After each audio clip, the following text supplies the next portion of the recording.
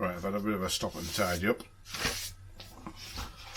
Bit of a think what we're doing next. So next thing to do is to fill in these little gaps here so it looks a bit nicer when you look from the rear. Fill up the side gaps there and there. And then we'll work out what we're going to do with the skeezer just sitting there.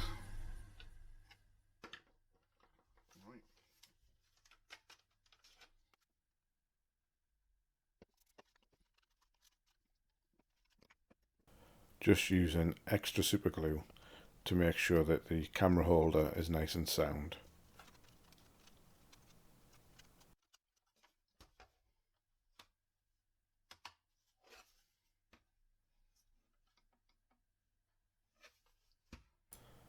That looks to fit in there quite nicely, so I think I can now move on to fill in the gaps by the light pods.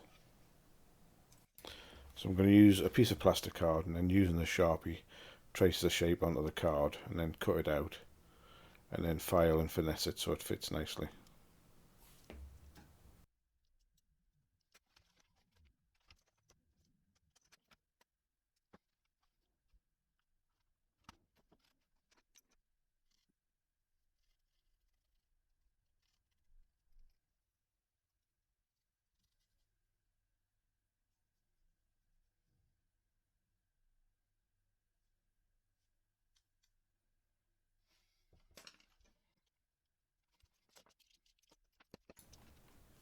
So I was just about to glue this in and I realised I can use this one as a template for the other side. It'll save me a lot of work, just a bit of filing, and then we'll have two pieces I can just glue straight in to hide the light pods.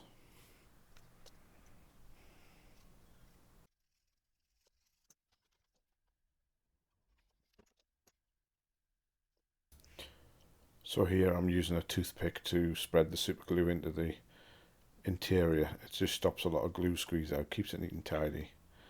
And then gluing the little panels in on the side of the light pods so it looks a bit neater. Just checking, looks good.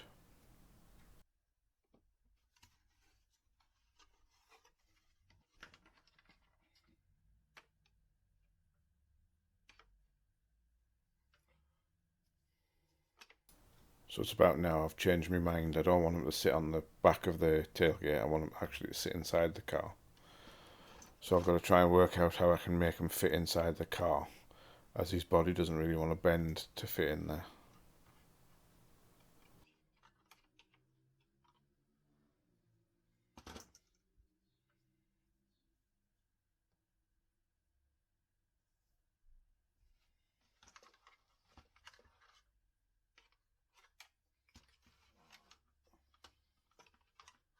So he sort of fits, but he's a bit too tall. His head's rubbing on the top of the roof. So I think I'm going to have to modify his legs so he can sort of kneel in a lower position. So that's what I'm just going to start doing now. So you can see here his legs only bend to 90 degrees, which isn't enough to get him to sit a bit lower as if he was actually kneeling. So I'm going to have to do a bit of surgery on the back of his knees here. And this is where it starts to get a bit daft and dangerous. Don't try this at home. The knife is cutting it, but it's hard work and far too close to my fingers. And actually now if I just cut to this one, this is where I suddenly realised that Jim, stop being daft, use the rotary tool.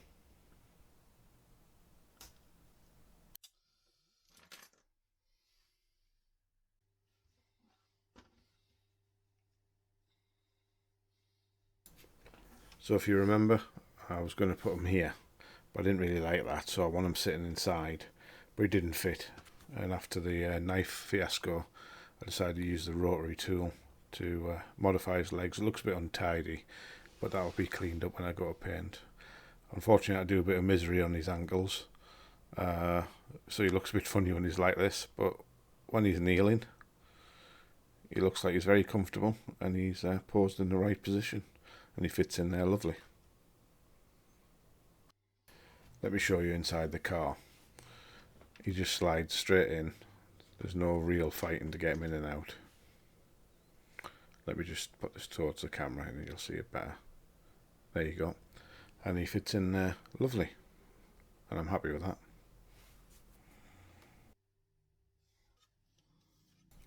Right, I've removed all the door handles and grills, etc., so I can get the body ready for paint. Even the front grille, the headlights are all removed. It just makes it easier when I paint it.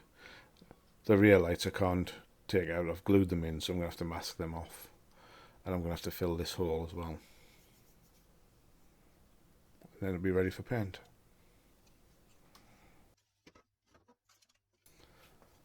I'm just going to use a bit of scrap plasticart to help fill the hole in the roof. Before I can glue it in there, I've got to remove all the old glue from inside.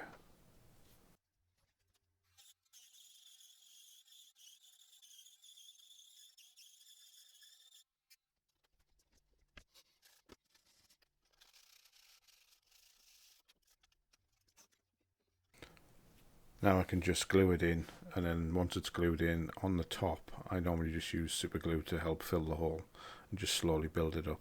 I'm going to put that aside to dry.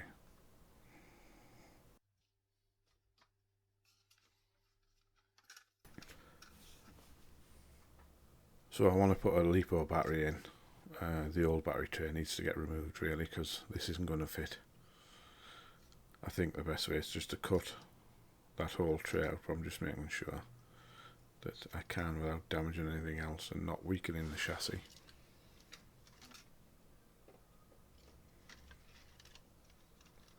I think with the interior on and the battery panel cut out, there should be enough room to put the LiPo battery in end over and then sort of fill the interior.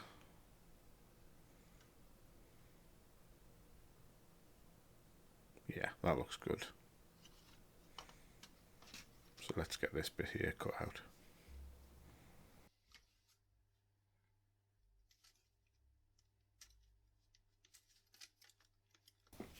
So that's the battery tray cut out.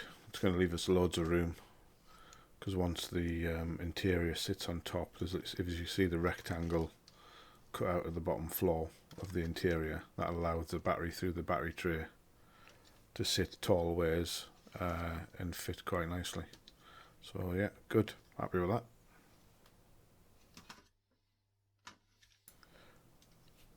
Just check the glue. Yeah, that's drying nice. One more coat, it'll be good.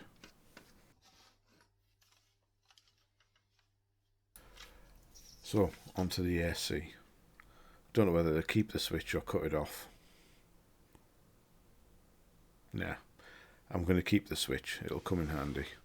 So now where should I put the ESC?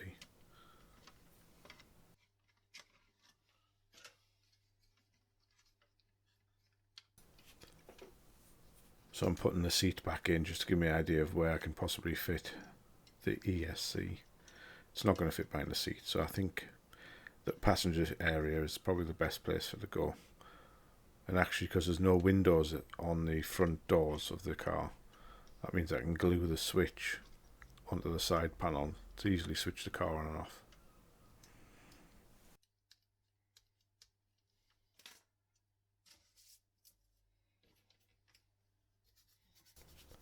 So I'm just cleaning off all the old glue from the previous install, so I can actually get it to have a strong bond to the door panel when I put it in.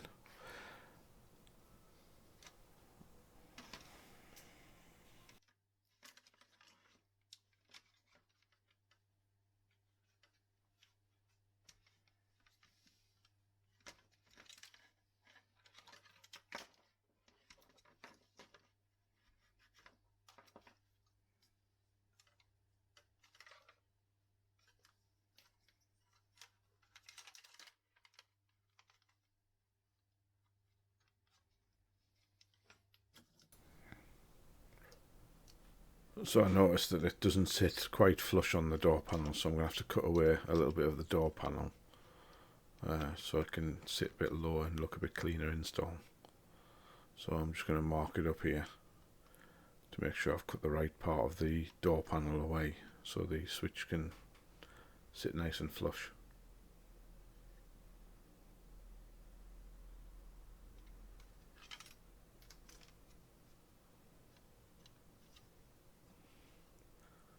just marking up now to make sure I cut the right bit away.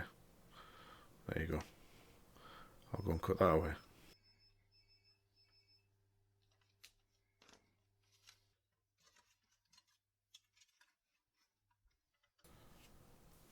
So that's it cut away with the Dremel tool. I'll just give it a quick test fit, but I think I may have to use a knife to just finesse the fit.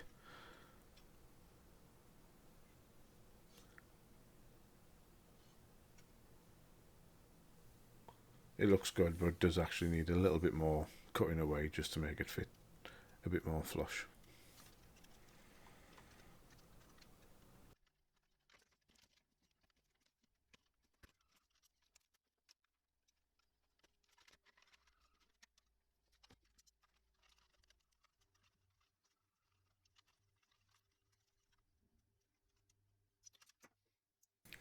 So I'm happy with the fit now, so I'm just going to get on and glue it in.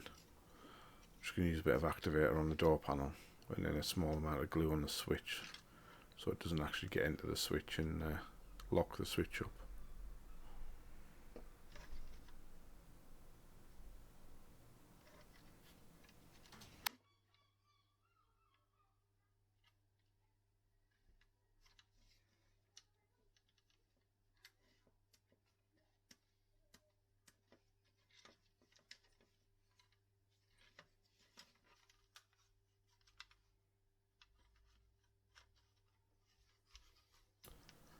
So that's the switch glued in, and it all still works quite nicely. It's nice and smooth, switch on and off.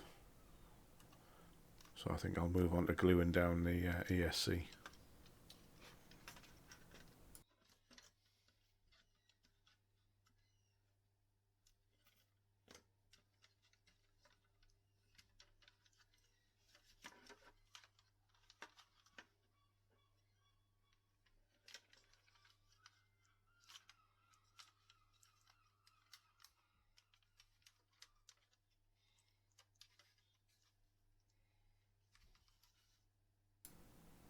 So I think this is a good place for the ESC.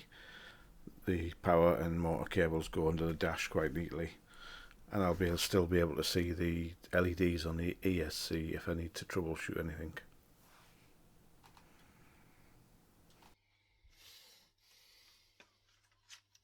So I'm just going to use a bit of super glue to secure the ESC. Just enough to hold it, but not enough that I can't get the thing back out if I need to replace it. I'll just hold that in place for a couple of seconds and it should be nice and secure.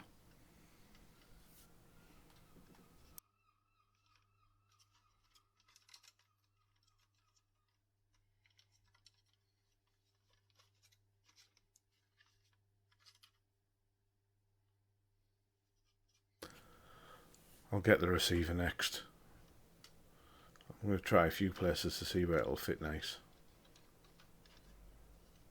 No. No. I'll keep trying.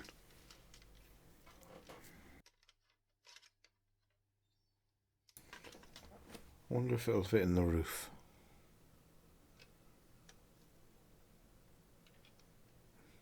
Nah. That's a stupid idea.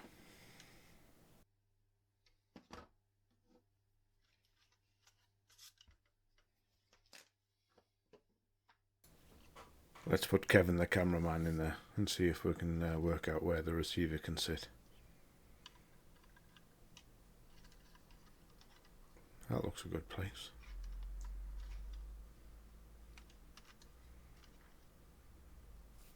Yeah, I think that'll fit.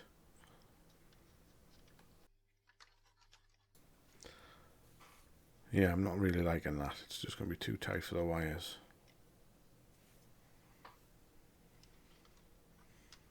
I think this is the biggest space, but I think that's the wrong way around, because all the wires will be next to his feet and probably get caught if I'm taking them in and out all the time.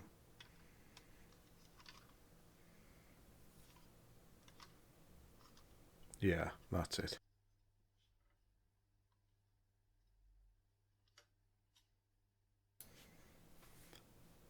Yeah, I'm happy with that. I'll get that glued in. let's leave it there. And in the next episode, we're going to be doing the steering and hopefully making the steering much more tight and directional. Thanks for watching.